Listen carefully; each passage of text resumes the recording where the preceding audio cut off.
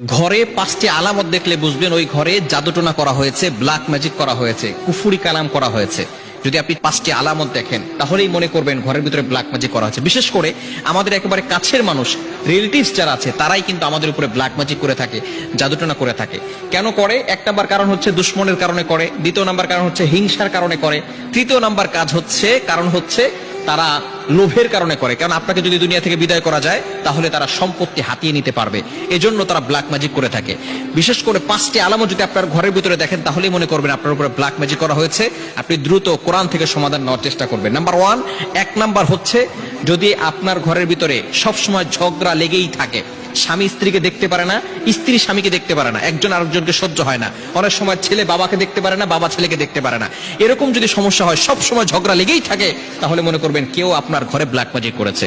2 number হচ্ছে সব সময় অসুস্থতা লেগেই থাকে, অসুস্থতা সরেই না, বাবা অসুস্থ হয় একবার, মা অসুস্থ হয় একবার, সব সময় তাদের অসুস্থতা লেগেই থাকে, তাহলে মনে করবেন যে কেউ আপনাদেরকে ব্ল্যাক ম্যাজিক করেছে। 3 নাম্বার হচ্ছে প্রাপ্তবয়স্ক হয়ে গেছে, বয়স হয়ে যাচ্ছে কিন্তু বিবাহ হচ্ছে না। অনেক মেয়েরা এরকম ফোন দেয়, হুজুর অনেক বয়স হয়ে গেছে কিন্তু বিবাহ হচ্ছে না। এটা কিন্তু জাদুটোনা ব্ল্যাক ম্যাজিকের একটি অন্যতম লক্ষণ, স্পষ্ট লক্ষণ। এজন্য অবশ্যই সতর্ক থাকতে হবে। এবং 4 নাম্বার হচ্ছে রিজিকে বারাকা না থাকা। টাকা পয়সা ইনকাম করছে কিন্তু কোনো বারাকা নাই, বারবার খরচ হয়ে যাচ্ছে। টাকা পয়সা ইনকাম করতেছে, প্রত্যেক মাসে 50,000 টাকা ইনকাম, কিন্তু খরচ হয়ে যাচ্ছে 1 লক্ষ টাকা, ঋণ করে সংসার চালাতে হচ্ছে। রিজিকে যদি বারাকা না থাকে তাহলে মনে করবেন যে আপনাদেরকে কেউ জাদুটোনা করেছে, ব্ল্যাক ম্যাজিক করেছে। 5 নাম্বার হচ্ছে ঘরের ভিতরে অস্থিরতা কাজ করে, দম বন্ধ হয়ে যায়, ঘরে থাকতে ভালো লাগে না।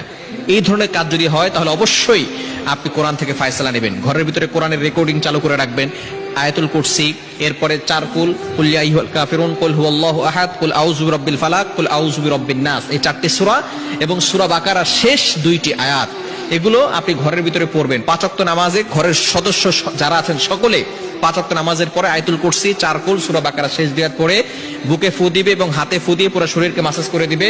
এবং সকলকে মাস্ট বি নামাজ পড়তে হবে, নামাজের পরে আমলগুলো করতে হবে।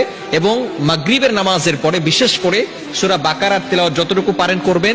যদি পড়তে না পারেন তাহলে কোরআনের রেকর্ডিং চালু করে রাখবেন ইনশাআল্লাহ, তাহলে আস্তে আস্তে এই জাদুটোনা দূর হয়ে যাবে। এবং বিশেষ করে ঘুমানোর সময় সকলে ওযু করে ঘুমাবেন এবং এই আমল করে উপরে শরীর বন্ধ করে তারপরে ঘুমাবেন। যদি এই 5টি লক্ষণ দেখে থাকেন তাহলে অবশ্যই আপনি সতর্ক হয়ে যাবেন এবং বিশেষ করে কোরআনের তেলাওয়াত করা শুরু করবেন। যত বেশি কোরআন তেলাওয়াত করবেন তত বেশি এই কুফরি কালাম থেকে আপনি বাঁচতে পারবেন, জাদুটোনা থেকে বাঁচতে পারবেন। বিশেষ করে আমাদের একেবারে কাছের মানুষগুলোই কিন্তু ব্ল্যাক ম্যাজিক করে থাকে, জাদুটোনা করে থাকে এবং জাদুটোনার মাধ্যমে কিন্তু একজন মানুষ অসুস্থ হয়ে গিয়ে দুনিয়া থেকে বিদায় নিয়ে নেয়। এজন্য অবশ্যই আমাদেরকে সতর্ক থাকতে হবে এবং এই লক্ষণগুলো দেখলে সাথে সাথেই কিন্তু আমরা বিশেষ করে কোরআনের দিকে চলে আসবো, আয়াতুল কুরসি, 4 কুল এগুলো পড়বো। আল্লাহ তাআলা আমাদের সকলকে এই আমলগুলো করার তৌফিক দান করে। মা বলে বিয়ের পরে ছেলেটা নষ্ট হয়ে গেছে, এখন বউ যেটা বলে সেটাই শোনে।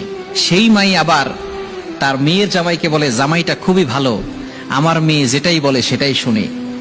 সুতরাং আপনার ছেলে যখন বিয়ে করেছে তখন আপনার ছেলে নষ্ট হয়ে গিয়েছে, বউর কথা মতো চলে। মনে রাখবেন মাকেও ভালোবাসতে হবে, বউকেও ভালোবাসতে হবে। তবে মায়ের ভালোবাসা আলাদা, বউয়ের ভালোবাসা আলাদা।